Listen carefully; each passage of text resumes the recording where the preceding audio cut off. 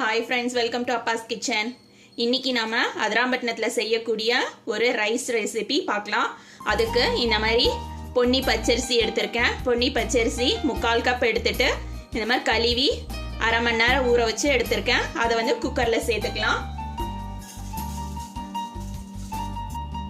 நான் இந்த மாதிரி பாதி மூடி தேங்காயில் கால்வாசி எடுத்துட்டு அதை தண்ணி ஊற்றி அரைச்சி தேங்காய் பால் எடுத்து வச்சுருக்கேன். கெட்டி தேங்காய் பால், தண்ணி தேங்காய் பால் 2 எடுத்து வச்சுருக்கேன். ஃபஸ்ட்டு நம்ம தண்ணி தேங்காய் பால் தான் சேர்க்கணும். 3/4 கப் அரிசிக்கு மொத்தமாக 1.5 கப் தண்ணி போதும். அதில் 1 கப் தண்ணி தேங்காய் பால் சேர்த்துக்கலாம்.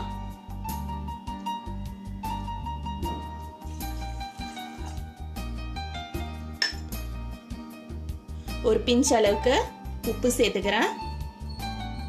குக்கர் மூடி போட்டு ஒரு விசில் விட்டு எடுத்துக்கலாம். அரிசி வெந்துட்டு இருக்கிற நேரத்தில் நம்ம முந்திரி திராட்சை எல்லாம் தாளிச்சுக்கலாம். நான் 2 டேபிள் ஸ்பூன் அளவுக்கு நெய் சேர்த்துருக்கேன்.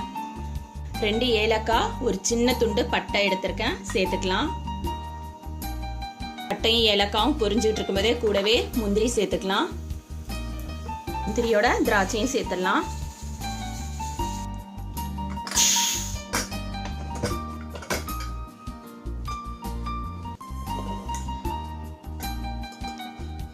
குக்கர் ஒரு சவுண்டு தான் விட்டு எடுத்திருக்கேன். அரிசி நல்லா வெந்திருக்காது, அரை வேக்காடாக தான் இருக்கும். இந்த ஸ்டேஜில் நம்ம கெட்டி தேங்காய் பால் ஊற்றிக்கலாம். ஏற்கனவே நாம் 1 கப்பு தான் ஊற்றிருக்கோம். இப்போ அரை கப் கெட்டி தேங்காய் பால் ஊற்றணும்.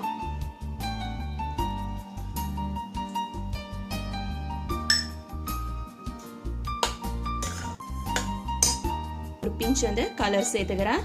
இது ஆப்ஷனல் தான். உங்களுக்கு கலர் வேணானா நீங்கள் கலர் ஸ்கிப் பண்ணிக்கோங்க.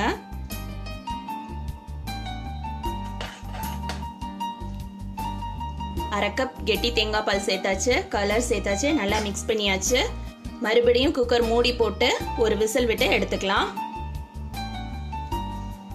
ஒரு விசில் விட்டு எடுத்தாச்சு. எடுத்ததுக்கப்புறமா சோறு நல்லா வெந்திருக்கு.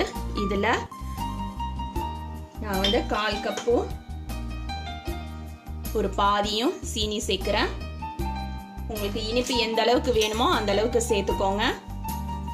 சப்போஸ் இனிப்பு கம்மியாக இருக்குது அப்படின்னா கூட இன்னும் கொஞ்சம் கூட நம்ம சேர்த்துக்கலாம். இன்னொரு 1/4 கப்பில் பாதி சேர்த்துக்கிறேன். டோட்டலாக அரை கப்பு. 3/4 கப் அரிசிக்கு அரை கப்பு சீனி சேர்த்துருக்கேன். சீனி சேர்த்ததுக்கப்புறமா இந்த மாதிரி குழஞ்ச மாதிரி இருக்கும். ஆறுனதுக்கப்புறமா உதிரி ஆயிடும்.